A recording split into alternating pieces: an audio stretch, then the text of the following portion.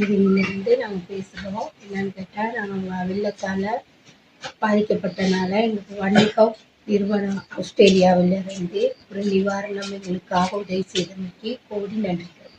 මටත් මේක අත්දැකීම් පළවෙනි සැරේට තමයි හම්බ වුනේ. කියන්නේ මෙහෙම ගම් වතුරක් නායෑමක් කියන එක අපේ පැතිවල අපි වැඩි එහෙම ටීවී එකේ ඉඳලා තිබ්බට මේ වගේ අත්දැකීමක් ලැබිලා නැහැ. එකපාර අර අයින් වෙන්න කිව්වහම අර කොහෙටද යන්නේ මොකද කරන්නේ කියන එක ලොකු ප්‍රශ්නයක් වුණා.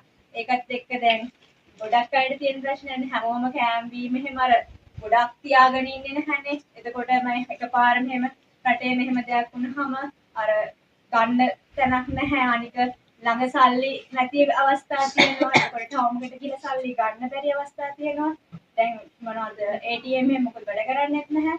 ඒකත් එක්ක වනිහෝ මේ ආයතනයේ මගින් මේ ඕස්ට්‍රේලියාව මේ කියන රටෙන් මේ විදේශ මේ